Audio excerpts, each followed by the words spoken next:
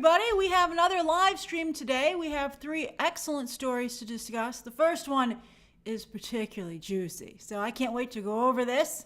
Thank you again. It's a lovely Wednesday. It's still very slow in the movie industry. Really very few headlines. I was talking to a friend of mine who's in the industry, and not only was there some concern about, the repercussions of the strikes, thank you, Lawson, but there's just like this anger in society, which I think is probably going to play all the way through the election and maybe into the new year, depending, it may perhaps either way how it plays out. And it's really affecting the entertainment space. And so we're like in a really bizarre situation, and nobody's quite sure when Hollywood at this point is going to rebound. I sure hope that Inside Out 2 has a strong box office debut, because if not, it's going to be really problematic for the industry. But it's just very, very difficult right now. I hope you guys are enjoying my Acolyte coverage, some of you. It is a very difficult space to be in right now. I genuinely like the show. I think it's really good.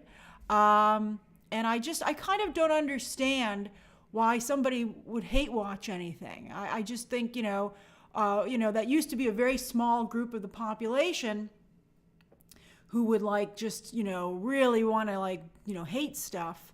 But it's expanded rapidly, I think in large part because of social media, to be a very large contingent of people, whereas it used to be considered abnormal behavior. And now, for some reason, it's considered, well, I don't think it should be, but it's considered normal. We'll see if this continues. I'm not quite sure what the studios are going to be able to do about it. I think that Disney in particular has a really big problem. If Inside Out 2 doesn't connect this weekend, it's going to be a problem for the whole studio, not just the Star Wars section. Okay, all right. So we've got 3 really good stories to talk about today. As always, try to keep your your questions and comments to the story at hand. If you want to ask me something that does not pertain to today's 3 stories, that's what the final 10 minutes of the stream are for. All right. Here we go. Story number 1. Boop. I put all the pictures for story number 2. Hold on. I'm like, what the heck? Oh, it's fine. I'll remember. Okay. This is the big story. This is the really big story. So a lot of you, it made me feel nice that you remembered, because on Movie Math, I had said that, again, another friend of mine in the industry had said, the studios really need to get into the theatrical business, especially because the law has been repealed that kept them from being able to do it. Netflix immediately bought a couple of theaters, but no other excuse me. No other studios, as of until today, have purchased any theaters. But I had just said, thank you, Doc Hayes. I had just said, thanks, Noah. I had just said on Movie Math this needed to happen. It happened today, and I thought it was really nice that a number of you DM'd me and messaged me and tweeted me on Twitter when it happened. So I really appreciated that. So instead of buying Paramount, although they still might, Sony now has bought Alamo Drafthouse. For those of you who are not in the know, Alamo Drafthouse is like a prestige movie theater company here in the United States. It's the 7th biggest theater chain. It's not huge, but it has prestige. We're going to talk about all the specifics in a moment. So what's the benefit? All right. So from the studio perspective, right now there's a 50-50 split on the box office. By the end of a movie's run, 50% of the box office goes to the studio, and the theater keeps the other 50%. I know that movies are now more front-loaded, and the earlier split favors the studio. But we're basically, when we're covering these films, myself and everybody else in the media is still going by the 50-50 split. But now that Sony owns the movie theater, whenever a Sony movie plays at a Sony theater, they will keep 100% of the gross. Not only that, but now they're going to start getting 50% of all the other studios' films. They'll be like, oh yeah, I hope your slate's real hot, because we get some of that money too. So it's a pretty big deal. Also, my friend had pointed out that if studios own theaters, perhaps they may be less incentivized to send their movies to digital so quickly, where they get a much bigger percentage of the money that comes in. That's right, Mystic. They'll be getting the concession stand sales as well.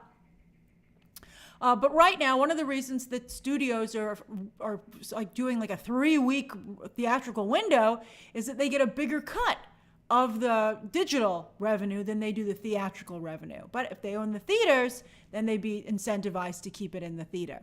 Interestingly, Sony doesn't have a streaming service, so they're not incentivized either to go that direction. One of the reasons that Disney or Warner Brothers might not have purchased a studio or a theater chain in the past was because they want Disney Plus and Max to do well, so they want to send their content there quickly. They don't want to, they don't want to focus on theatrical when they're focusing on trying to build out their streaming services. But again, Sony doesn't have that situation. They have a deal with Netflix. After their movies play on digital, then they go to Netflix. Although if the Paramount deal had gone through, Sony, of course, would have a streaming service. All right, so now, obviously, while Sony will, of course, be open to playing all films there, you better believe the big Sony movies will get the choice screens first, the biggest theaters. We'll talk more about how Alamo differs from other theater chains in a moment. Also, they can spotlight their own talent. You might have seen that over the weekend, Will Smith went to a Cinemark for Bad Boys to surprise the audience. That's a Sony movie. I think now he might have to go and find an Alamo Drafthouse. So I think that's something else that you might see. They could have events, they could have openings, they could have talks, because again, it's their own theater. And so they can go a lot quicker in planning those things. They could also, they mentioned this specifically, they said Crunchyroll is a great fit with this audience, with this brand. Crunchyroll has been releasing more and more theatrical events. And they've actually, one or two of them, a couple of them have placed in the top 10. Not only because they do well, but because the business is changing and now you need less money to be in the top 10. But Crunchyroll could have even more events now at these theaters. Then, of course, don't forget that they've got PlayStation. And they could do gaming events, all kinds of things like that. They could have events. And also, don't forget, free advertising for all Sony products. Not just the Sony brand, but they could have in-theater advertisements, both on the screen, in the lobby. So there's a lot here for them to capitalize on. Now, here's, I think, an important question from a consumer standpoint. Did they buy the Alamo brand or just the screens? That, to me, is a really interesting question. Right now, Sony is saying they really value the Alamo Drafthouse brand. But let's not forget that the Alamo Drafthouse just was in bankruptcy. So clearly there is some issue there.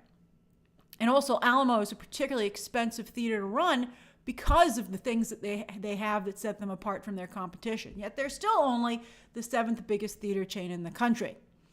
All right, so and what I mean by buying the screens is that they just want the real estate and the screens that are already built.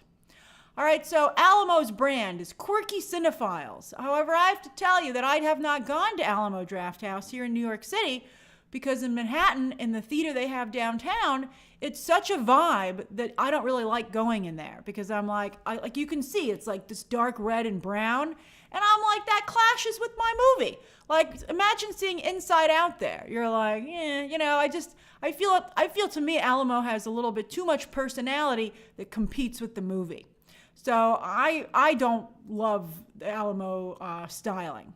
Also, they have their dine-in theaters, with waiter service, which I have also a mixed bag on as well because I don't like them interrupting the theater when they come in to bring the food.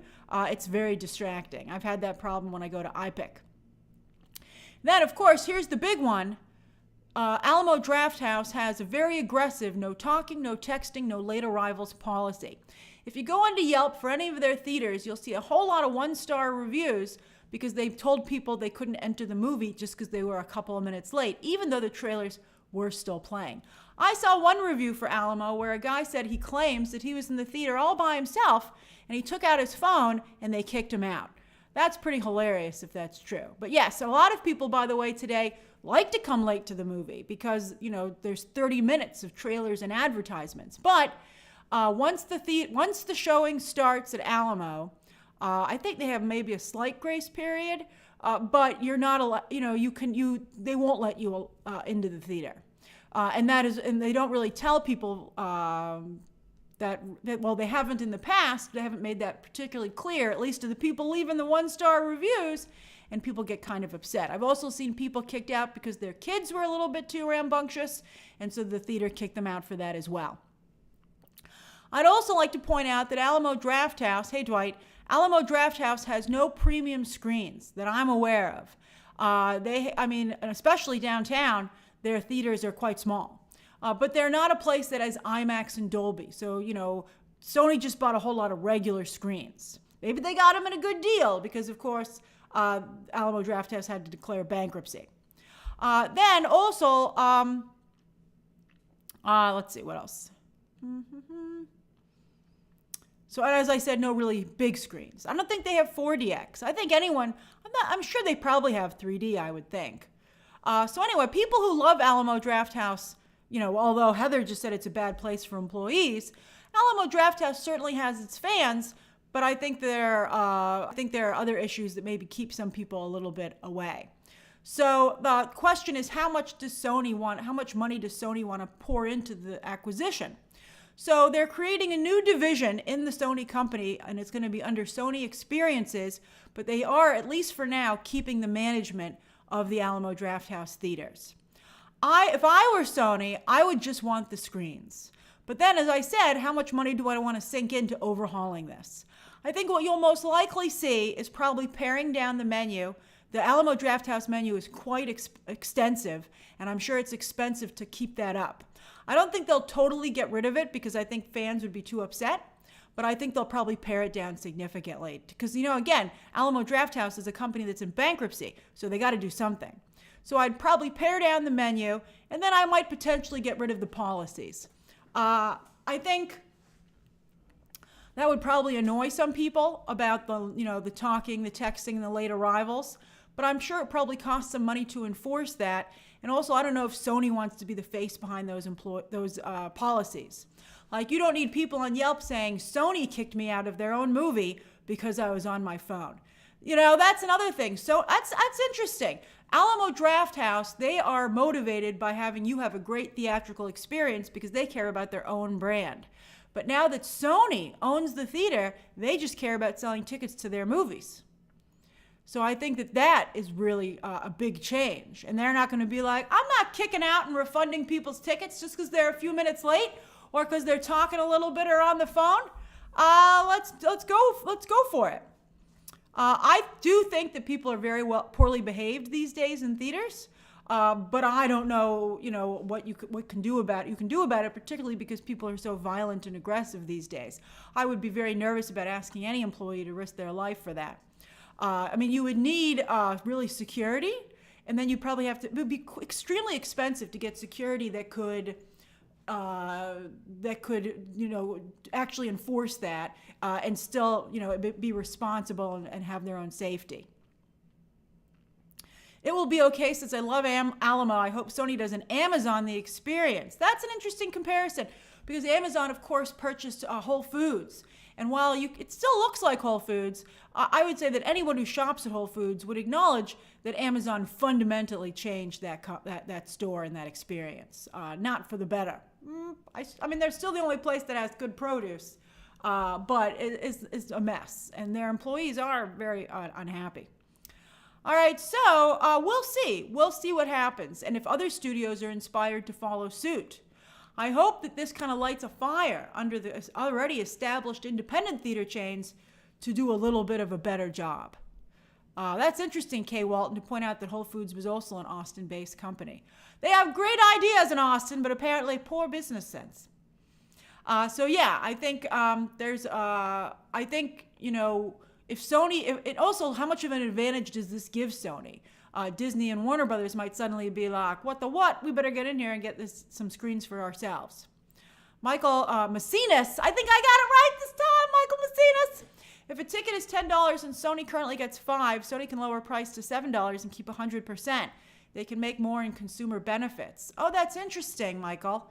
Yes, I guess, I think that they would probably want to keep as much money as possible, but it would be easier for them to do deals. And they'd probably offer the deals, well, probably only on their own movies, because I don't know if other studios would go along with the deal. The studio has to agree. And also it's not a 50-50 split all the time. As I've explained to you before, it's a sliding scale. So the first couple of, the first week or two, the majority of the box office goes to the studio. And that incentivizes the theater, it's, who has more, it's basically who has more demand. So if it's a fresh new movie, the studio is in control. They're like, everybody wants to see our hot new movie. And the theater goes, okay. And they make their money off of the concession stand. But the longer the movie is in play, the longer, they have to, the studio has to be, pretty please keep our movie on your screens. And the incentive is that they get more of that ticket price than they do the new movies. So that's the way it's typically worked in the past. Although movie studios are ruining that by shortening the theatrical window, because in 3 weeks they already send it to digital. Whelm said, okay, so now you can ask me questions and comments about this story. It's very interesting. Whelm says, I'm surprised that you're taking, I'm surprised that you're taking that stance, Grace, though I understand it's from the business perspective. Whelm, you got to be more specific. I don't know what stance you're talking about. Let's see here.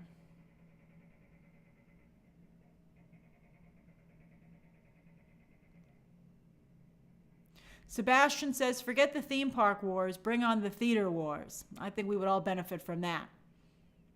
Heather says, Sony has a catalog of content. Alamo would be a good place to play their library. That's interesting, Heather, because Alamo does do a lot of old-time movie screenings that I assume are successful because they keep doing them.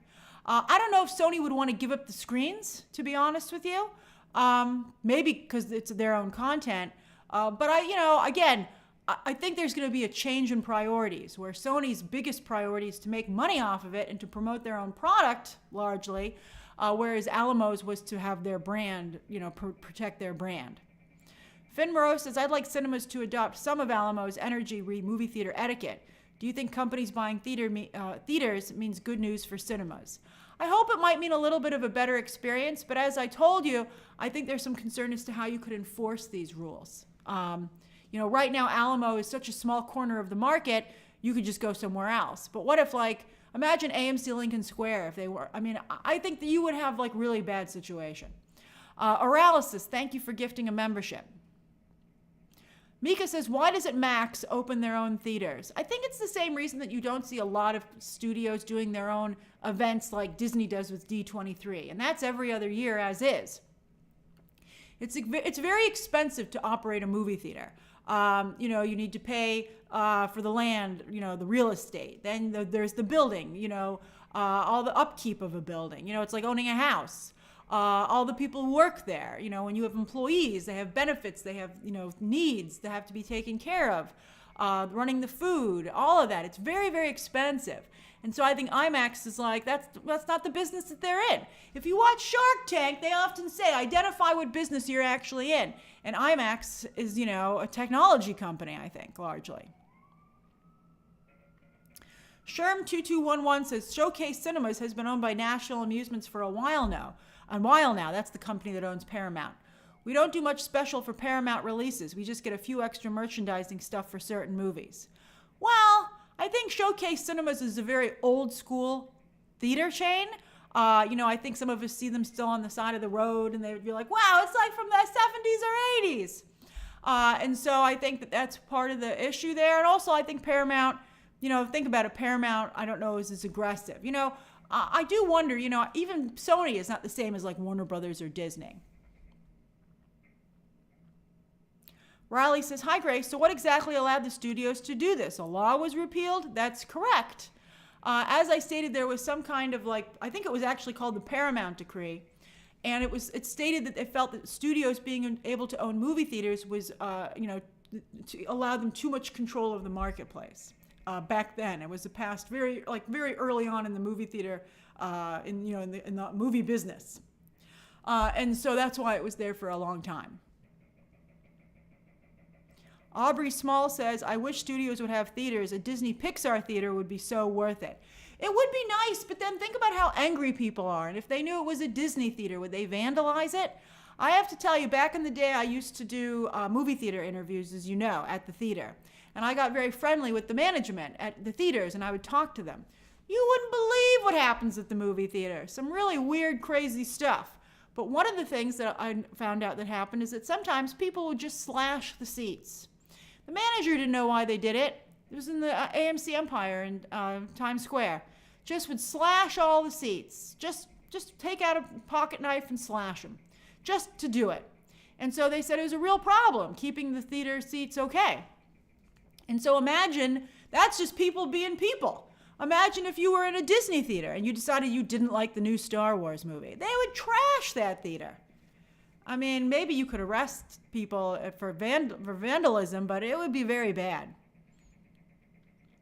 Thanks, Timothy. Let's see here. Jordan says, I think they should keep the policies but give a grace period, especially for the trailers. I never arrive early to watch the trailers because I've seen them already. Happy to be here for a year. That's right. Happy anniversary to us, Jordan. Yeah, I think, I don't know. I mean, like, at what point then I think there has to be I think maybe once the movie itself starts, you can be like, then you can't come in anymore. Let's see here. Luciano, those are construction noises, which I cannot control. I'm sorry you can hear them. All right. Thank you, Timothy. I hope I thanked you, Timothy. Adam says, the Alamo Drafthouse near me has a Dolby theater, but they call it the Big Show. That's hilarious. Well, I'm glad some of them have a couple of premium screens. Let's see here. And then Finn says, Nando V Movie suggested hiring an actual security guard for each screen as an usher and as someone to maintain the peace and enforce basic theater rules to take care of hostile people. Imagine that job, having to watch the movie so many times. I think that would be really tough. I don't know. I don't know if it's just so not cost effective. You're getting to a point where it's so expensive to play the movie that it's just not worth it. They're like, just send them all to digital. We don't care. Whelm says, are there not security cameras in theaters? I think there are, like if the police need to review it, but I don't think anyone's watching them during the day. Cosmics, you say Disney theaters with a Disney store, but you just remind me of the saga of the Disney store, which I really miss. MR Nugro, you don't want movie theater headphones. You know how disgusting those would be? Oh, I mean, I always carry towelettes, but I mean, it would be messy. It would be so dirty. Let's see here. Charlie Michael says, I love a stricter movie theater, and I think there's a big market for them, especially to compete with the chaos of the average experience. Your ticket would be really expensive, though. I mean, in New York City, we're already paying $30 for a single ticket for premium screens. That's how expensive it is here in New York. It's really expensive. Heinz E-Adventures, those 3D glasses are in a little bag usually, or if they're for a premium screen, I do towel off everything but the lens.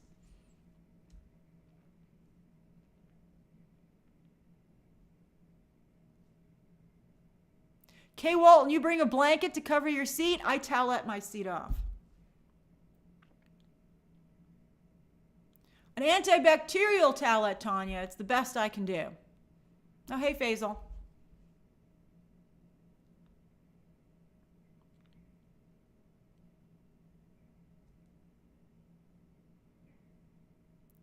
Joshua says, could this introduce the idea of someone buying the film at cinema and then getting a digital code to watch it at home when it's released for an additional charge? But why would you want to do that, you know? I mean, some people would, but I don't want to own every movie that I see in the theater.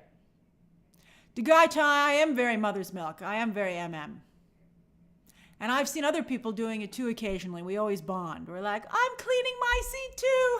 Hello, fellow OCD person. Jordan says, nowadays it should be illegal to bring a weapon into a theater. It is, but they don't check. Adam Sphere, I'm glad you're having a good movie theater experience. Oh, Rogue Frogger. I'm sorry. Tell them you were listening to a business call about the movie theater business. All right, let's go to the next story, okay? All right, story number 2. Boop. Moana. They cast the live action Moana. God bless this girl. I hope she has a good support system because, again, everybody's just so awful these days. All right, so let me make so you can see it a little bit better. There she is. That is the new live action Moana. She's adorable. She's actually 17 years old. Ahi Cravajo was 14 when she was cast, but I think considering the way people are these days online, I think you need someone who's 17 or 16 or up. So this is Catherine Laga'aia from Australia. She has Pacific Islander heritage, but she hails from Sydney, Australia, which means she's got an awesome accent. Although, of course, obviously, she won't have that in the movie. I don't believe so. If anything, she'd have a Pacific Islander accent, although there were no accents in the original Moana. I think she's adorable. She looks fantastic. I love her. They also cast some other major roles. They cast Moana's father. Oh my God, he's perfect. They cast Moana's mother. She looks very nice. And then they also cast her grandmother. And I say everybody looks pretty good. I think this is surprisingly strong casting. Sometimes they try and, subvert expectations, or they try and cast famous people, and you're like, okay. Like when they cast Kevin Kline as Belle's father in Beauty and the Beast. But I thought he was actually pretty good. But it was a very different take on the character. But these look very strong. I hope that Ahi Cravajo, by the way, is somewhere in this movie and on screen. She, of course, was most recently in Mean Girls. And here's the most interesting thing about Ahi Cravajo to me lately, is that she went to Epcot to do a little promotional video about the new Moana water walkthrough.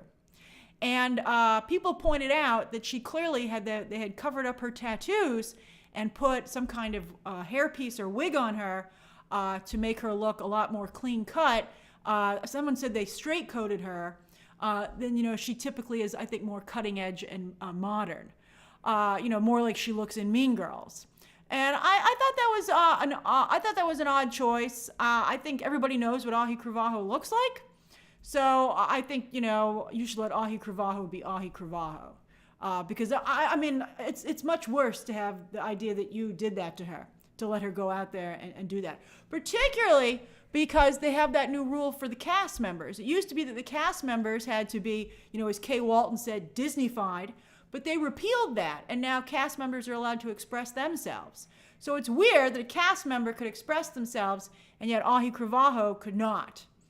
And again, I mean, as soon as you head over to her social media account, you're going to see what Ahi Cravajo, Ahi Cravajo is very proud of who she is, as she should be. So it seems like a very odd choice to me. But I hope she's somewhere in this movie. I think that would just not sit well with a lot of people, because if Dwayne Johnson was in it, I mean, Ahi Cravajo is a producer, but she really needs to be in the movie. All right, so they're going to start filming this summer. Woohoo! And I was like, who's directing this thing? I'd forgotten, and I looked it up, and it's Thomas Kail. I love Thomas Kail. I have so much faith in him that I feel like this is probably going to be pretty darn good since he's directing. I'm a big fan of this guy. Like I was going to say, I'm a little nervous because of the way The Little Mermaid was received. Let's include this now. But that was directed by Rob Morgan, right? What's his name? Rob Marshall. But Rob Marshall has fallen on his face plenty of times before. Thomas Kail is very, very, very successful. So let's take a look at his biography. For those of you who do not know it, it's excellent. All right, hold on. Let me make it big enough that you can read it too. He, of course, as many of you are pointing out, directed Hamilton on Broadway. He actually started out in the musical group that Lin-Manuel Miranda did. Okay, so hold on. I'll see you in a minute. So he did Hamilton and Moana. Hamilton is the movie that they put on Disney+. So he produced that stage filming. But this is the first movie he's done. However, he's done some incredible TV experiences. He did Grease Live. Right? Where is it? Grease Live. That was one of the best live on-air musicals I've ever seen. He also did Fosse Verdon. He did a great job with Fosse Verdon, and that's where he met Michelle Williams, and they're married. That was Michelle Williams and Sam Rockwell. Fabulous miniseries. And then recently he's also been doing We Were the Lucky Ones, which I believe is on Hulu. But incredibly talented individual. So the fact that this guy's doing it, I feel really good about it, the fact that he's directing. Now, they're going to start filming this summer, but I don't feel this movie's totally out of the water just yet. Oh, thanks, Josh. I think one of the issues, of course, is that Dwayne Johnson is kind of overexposed and has put himself in a weird space. Let's see how his movies do later this year. So I think he's actually become something of a small liability for the film. I mean, we'll see. Will Smith, it's interesting. Bad Boys Ride or Die did very well opening weekend, but I was surprised that a mega movie star like Will Smith, his Hot Ones episode, does not have the kind of viewership that you would expect for a megastar like Will Smith. I mean, he's after like a week, he's still under 2 million last I saw. And that was really surprising to me. I was just shocked that, it made me feel like he was not totally back. And so, I think, we'll see how people feel about Dwayne Johnson if he has any supporters still. And, this movie's very far away. This movie comes out 2026. It comes out for July 2026. Alexander Padilla, The Rock, and J-Lo, I think is a good comparison. You guys want a poll about Dwayne Johnson? All right, we are looking for a poll.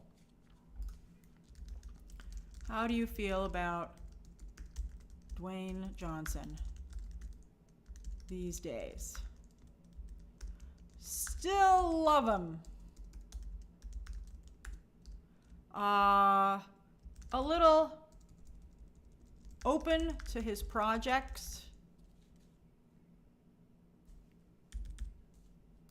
Need a break. And then not a fan. Okay. Anyone who's watching can vote in a poll. All right, so then I think there's the other issue in that this is them retelling the Moana story, but at this point, we'll already have seen Moana 2. So why would you want to go back to her origin story in live action when you've already seen what happens to her after that story? So I think it should really be a new Moana adventure, but that's not what they're going with. Then, sadly, look where we are right now with The Little Mermaid and The Acolyte. I'm not sure how this project will be received. Little Mermaid was a really good movie.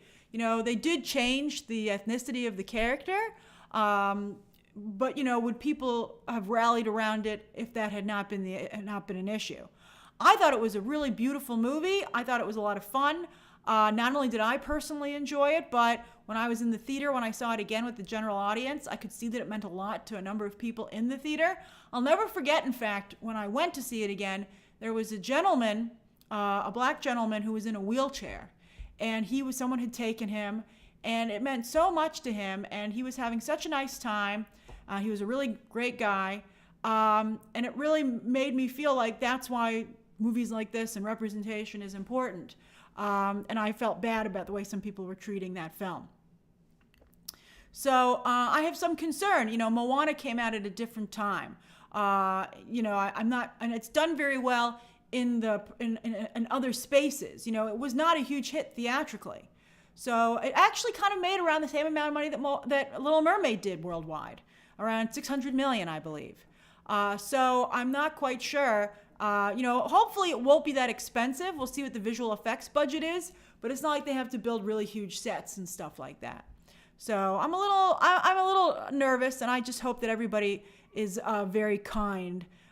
This new thing where you have to tear stuff down. Used to be you didn't like something, you just moved on, and it had a smaller audience. But now this idea that you have to try and kill it is awful. Just really, really horrible. All right. Let's see what the poll says. All right, how do you feel about Dwayne Johnson these days? 33% of you are open to his projects, but now 26% of you, a quarter, are not a fan. 24% of you need a break, while 15% of you still love him. So that's interesting. About 50% of you are not on the Dwayne Johnson wagon right now. So we'll see if that's reflected in his box office numbers later this year. Elliot Bullock says, darn it, Disney, I wasn't too keen with the Moana remake because it's too soon, but with this excellent cast, you're not a fan of Dwayne Johnson, but now I'm invested and want to see what they're cooking. It is a very strong cast. Hey, Diego.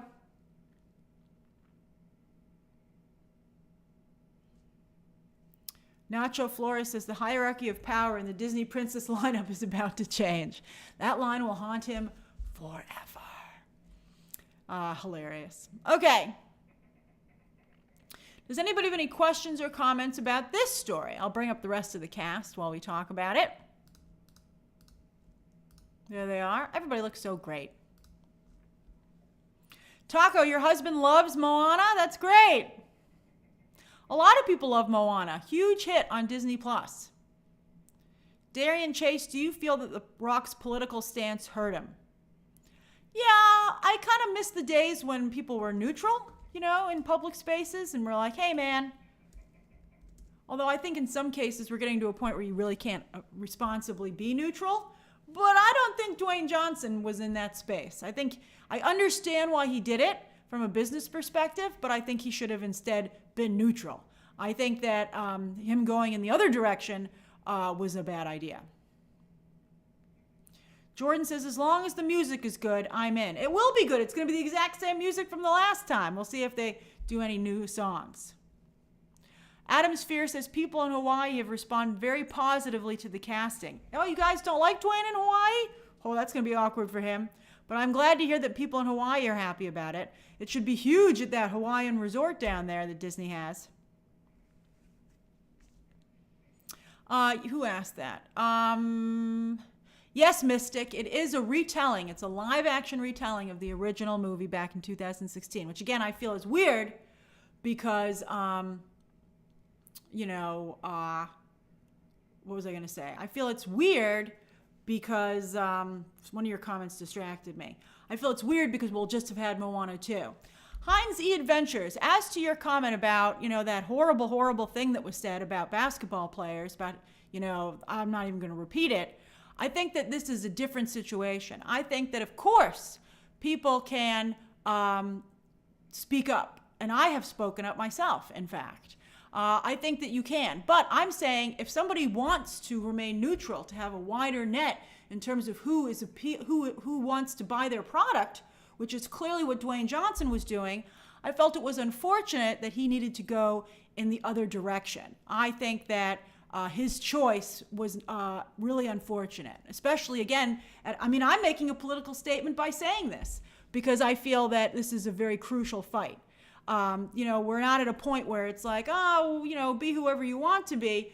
We have a Republican candidate who is just really horrendous and just really a threat to society. Let's see here. Liam says, I need color. The ocean needs to feel like a Caribbean resort. None of this dull and muted Little Mermaid colors. Well, I thought the Little Mermaid was very bright. It just wasn't bright in the advertising. Let's see here. MM92 says, I work around a lot of people who make every Disney chat political. It's frustrating. I'm sure it is. And I think it's probably very tiring, Last night I was up very late having to deal with comments on my Acolyte breakdown, and it was so frustrating because it was like, hey man, if you don't like the Acolyte, peace out, and it was just really, really difficult. So MM92, I can't imagine what it's like having to do that in person.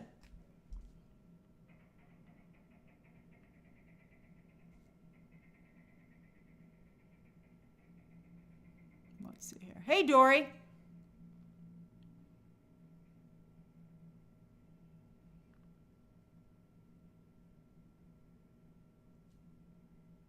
All right, I think you guys are ready for the next story. Okay. See, even trying to talk about Moana became a really difficult subject matter. And, it's getting to the point where nobody's going to want to talk about any Disney properties because it's just a nightmare. Okay. Story number 3. Okay. Boom, baby. Back to Paramount. So, Sherry Redstone. What the heck is this woman waiting for? And it's a little frustrating, in fact, how she's operating this because she's not making herself look great. So she had a deal potentially from that dude down there, David Ellison, son of Larry Ellison from his Skydance company. They have been talking about it for such a long time that she flirted with maybe selling to Warner Brothers, Byron Allen, Sony, and now it looks like she's not going to sell to anybody. The Ellison deal just was ended by Redstone. She shut it down. And to me it seems, and to others, that the real issue is the way that the special situation, the way the stock is structured for Paramount. All right, so Paramount has two stock classifications. There is voting stock, which actually has a say in how the company is run, and almost the entirety of that is controlled by Sherry Redstone. Then there's a Class B stock, I believe it's called. Oh, that's funny with Linda. Linda, that Goldilocks comparison is pretty funny. Someone should make a cartoon. But anyway, the B class shareholders, they have no voting power, but they do own stock in the company. And the way the Ellison deal was structured was that Sherry Redstone would make an enormous amount of money, as with the other Class A shareholders, while the Class B shareholders would make significantly less. They'd make something, but they'd make significantly less. Some of the other offers had wanted to take the company private and would have paid out almost more equal amounts to the A and B shareholders. But Sherry Ellison wasn't considering any of those deals. So she wanted to have the B class shareholders vote on the deal. Now, David Ellison and Skydance didn't want to do that because they were pretty sure that they were going to vote no. But I think Sherry wanted them to vote because she wanted to have it approved so that they couldn't sue her. Because there has been threat of a lawsuit if she gets significantly more money than the Class B shareholders, because she has a legal responsibility to look out for them. And so if she picks a deal that benefits herself overwhelmingly over the other shareholders, she would open herself up to a lawsuit. So that's the situation that everybody finds themselves in. But the problem is that now Paramount is in a holding pattern because it looks like they don't know what's going to happen to the company. They don't know if they're going to have a job.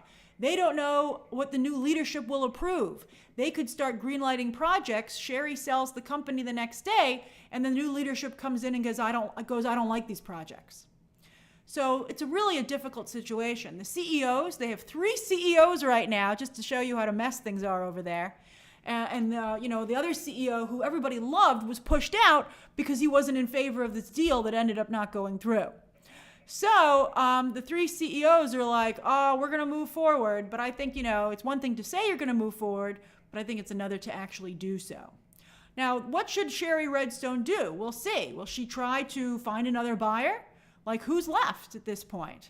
Or will she take a break and strengthen the company for a few years to put it back in a good position of strength and then try and sell it again? I mean, Sherry Redstone is 70. So she has a little bit of time, I guess, to try and get this done and to secure her legacy. But, she made such a big deal of ripping this company away from her father, Sumner Redstone, but I think it's kind of ironic that she's turning into him. And he was a notoriously difficult person as well who would not sell the company, which is why Sherry Redstone had to wait until he became basically incapacitated and legally wrestle it away from him. So, hilarious. That's right, Kay Walton. It is very Succession. That's hilarious. Oh, Elise says, stop saying stuff that I'm typing. That's funny, Elise. We're right on the same page, Elise. I love it. All right, does anybody have any questions or comments about this story before we move on to the Ask Me Anything portion of the stream? Hey, Danny.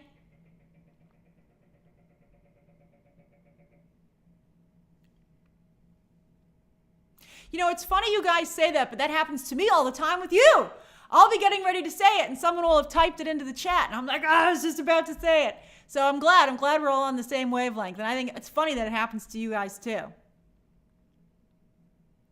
Charlie Michael, Paramount Plus is just going to go along for now as business as usual, and we'll see if they have, if somebody buys this thing. I mean, a lot of people want it. Sherry doesn't want it to sell it to anybody.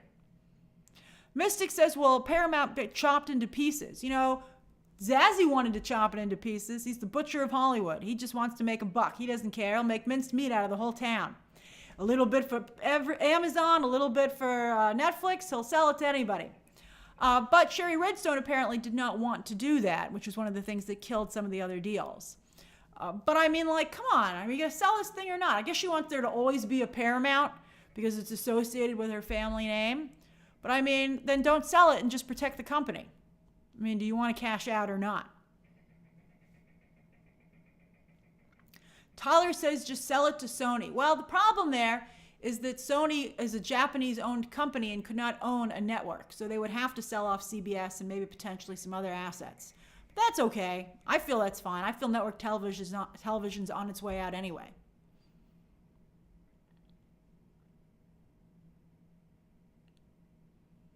All right, any other questions or comments before we move on to the Ask Me Anything? I think this is pretty self-explanatory. We covered everything, right, Elise? Let's see here. Charlie says some studio that's less involved with the drama, say A24, needs to make a limited series about all this drama. You know, Hollywood is very reluctant to comment on itself, which I think you'll see in many spaces.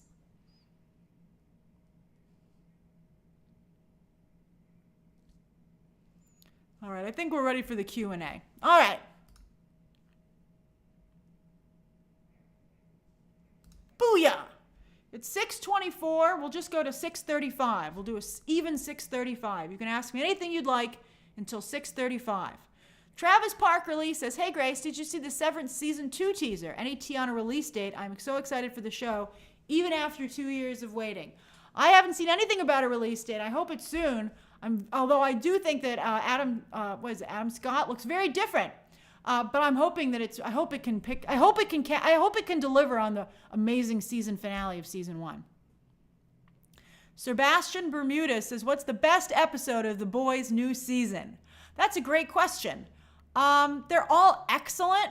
I think I really like the way it ended, to be honest with you. Episode, I think, 7 maybe, or 6. The one with Tech Night was really perverse. I was like, whoa, how far are we going to go with this? And they went pretty far. At least they went much farther than I thought they would. But by the way, The Boys drops at 3 a.m. Eastern Standard Time tonight. I really don't like their new release schedule. I think it's going to hurt the show. Although I felt going to weekly would hurt the show, and Fallout was a huge hit, so I guess, release it whenever you want. But be very careful about The Boys spoilers, because they're going to drop 3 basically hour-long episodes at midnight, Pacific Standard Time. And so I think it's going to be hard for you to watch 3 hours of television during the day. So you're not going to be able to watch it until tomorrow evening, but yet there's probably going to be massive spoilers. Well, I mean, hopefully it's a hot show on social media. My breakdown will go up probably by around noon because it's going to take me a couple hours to edit in all the pictures and everything. And I'm not going to I'm not going to start at 3 in the morning. So that I'm just kind of stuck. Let's see here.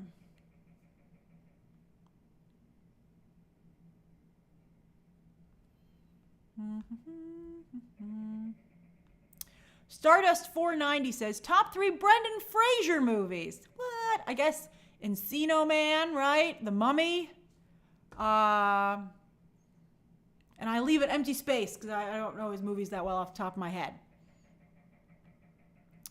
Let's see here. Paul says, do you think Severance will suffer like other shows from too long of a break? Well, luckily for Severance, not a lot of people watched it. So maybe people can jump on now. Heinz E-Adventure says, what smartphone do you use? Is Twitter the most used app on your phone? It is. I do use the Twitters. And I do have an iPhone. This was from my trip to Cannes many, many years ago, before the pandemic. And I took this picture. It's my screen. Let's see here. And so I like it. I use Twitter so much. I think Elon Musk put like a algorithm in there that brainwashes me to spend more time on there. So I have a limit on it. I set my iPhone to limit it after an hour. Wanda's Attorney. Hey, Wanda's Attorney. I love how active you are in the community. I mean, for those of you who don't know, Wanda's Attorney had been blocked, but was very kind and very nice on Twitter about a few weeks ago. So I was like, come on back, Wanda's Attorney. So they did, and now they're a member of the community, and I'm very, very, what a comeback story, Wanda's attorney. I love having you in the group. So Wanda's attorney says, will you be picking up the new Scarlet Witch comic that released today? Some of the best writing Wanda has ever had. I did not pick it up, but now I will. Thank you for the recommendation. Let's see here. Tyler Rod says, will the Acolyte be the final nail in Kathleen Kennedy's coffin? I like the show, but it's not liked by hardcore fans, and it's damaging the brand. Well, let's see what the viewership is like once it gets on Nielsen. But I do feel like she's in a space where it's getting smaller and smaller. And I do feel, one second. I do feel a lot of her comments to the press are not helpful. Like, I don't know why she has to insist on poking the bear so much. As someone who pokes the bear occasionally myself, although I feel I never poke the bear first. Sometimes the bear pokes me, and I'm like, what the F? I'm not going to let a bear poke me, and I poke the bear back. That's how I would categorize myself. And maybe Kathleen feels that's what she's doing. But I feel she started the fight with the comments that she made early on about how she doesn't need the original fans of the franchise. Well, they sure proved her wrong. Let's see here. Riley says, Grace, you missed my Dune comment yesterday. Was saying how the new series takes place right after Brian Herbert's prequel book series. So that time has never been covered in Dune yet. You Dune heads, I respect you, but I don't understand you. But I am excited about the new series. Jason says, curious if you think Spacey has a shot at a comeback after his latest round of interviews. I don't believe so, Jason, because he basically admitted to sexually assaulting people.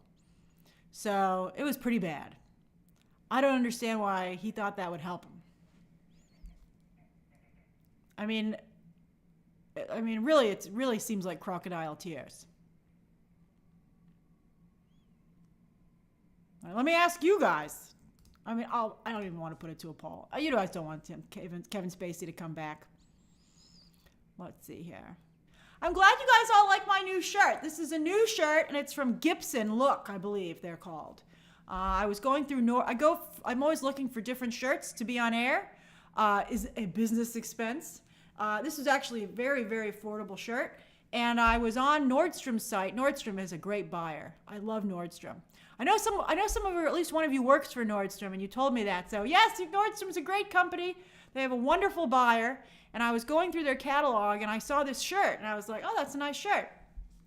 And they didn't have it in stock at the store anymore, but I went on their own website, and it was I was able to get it there, and I actually got a couple of shirts. I already says, why do you think The Boys is so successful? I hope it's still successful. People are turning on everything this year. Makes me very nervous. Oh, Carla, Bedazzled was also a great movie. Boy, Brendan Fraser had a great run, didn't he, back in the day? Happy Pride, Mr. Magic. Is there going to be a Hocus Pocus 3? I don't know.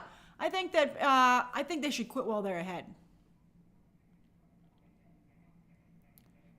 Dad Boy says, how do you think Disney can get out of this discourse? Even some people I know in real life who don't follow the online drama are annoyed with them right now. I said before, I think they really need to change out most of their division heads, and Bob Iger doesn't seem to be willing to do that. Let's see. I mean, maybe the new CEO will when that's finally handled. I think that The Acolyte is very well done, but unfortunately, some of the things that came before it were not well done. And so when The Acolyte comes along, the group is already whipped up into such a frenzy that they just attack it, even though I don't think the show deserves that.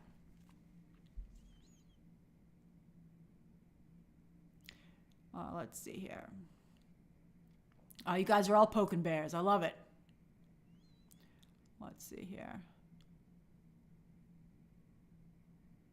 Thanks, Dancing Dog 60.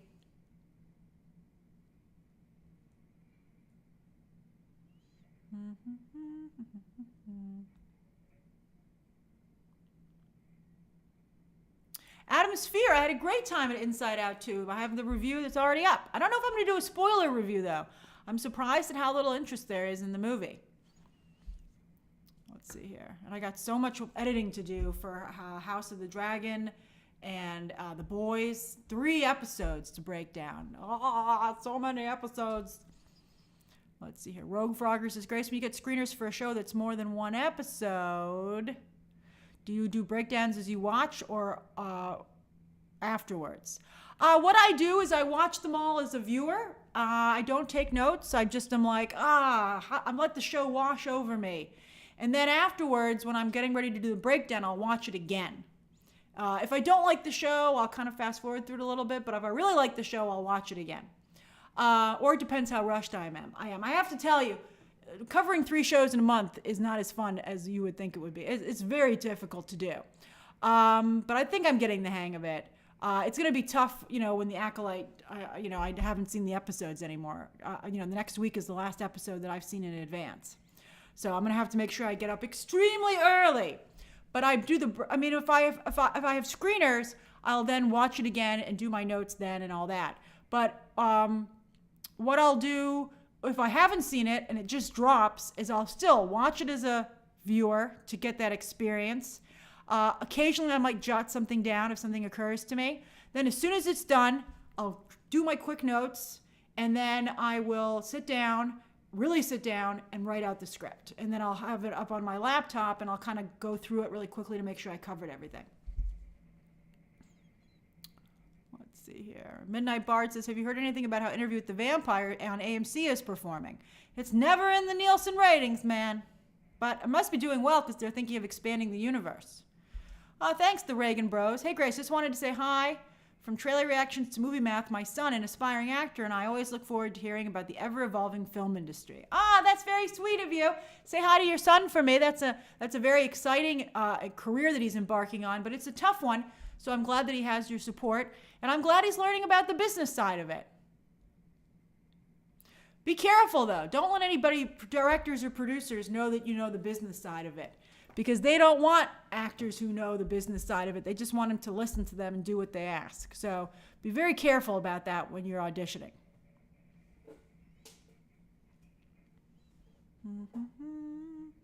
Kay Walton, I hope people like The Acolyte. It's almost impossible to hear over the hate.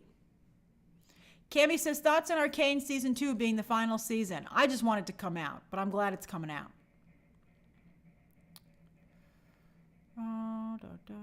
Thanks, Elise. Blair says, if you had a 4DX movie experience, I saw Furiosa that way and I liked how the seats rumbled like a car and swayed with vehicles bobbing and weaving.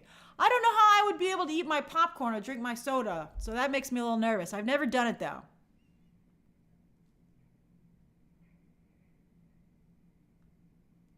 It does baffle me, though, that I'm getting bullied over The Acolyte. I didn't make The Acolyte. I happen to enjoy it. I'm covering it. I don't understand why, like the horrible comments that I get. Like a party just has to laugh that anybody's that gone. Ricardo says, would you ever do another watch along? I don't know, Ricardo and Brian. Hello. I don't know I don't know how well that works.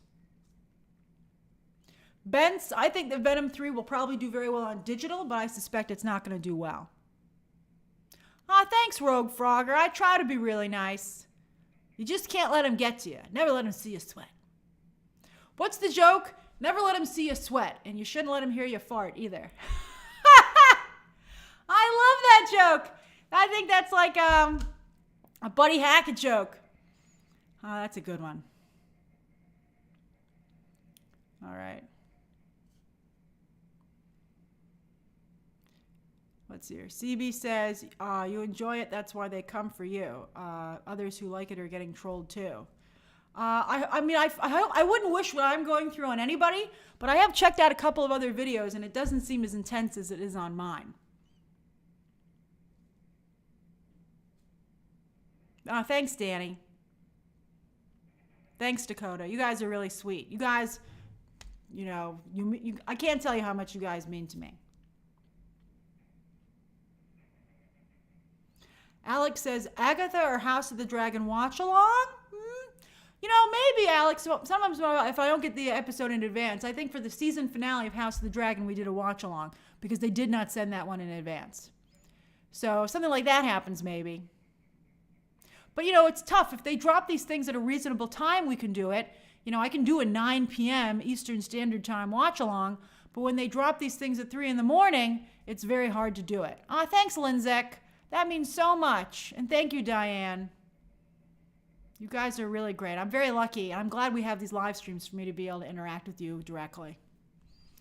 All right, everybody, I better get back to work. I'll see you tomorrow. Tomorrow, what's going on tomorrow? I'll have the boys breakdown of all 3 episodes going up at around noon. And then I will also have a stream. There will be a live stream tomorrow as well. And I think that's the main content for tomorrow. I'm still not sure what I'm going to do about an Inside Out spoiler review. I was going to do that, but now I'm less sure. I'll think about it. I'll see how the Inside Out 2 reviews does over the next 24 hours or so. Okay, everybody.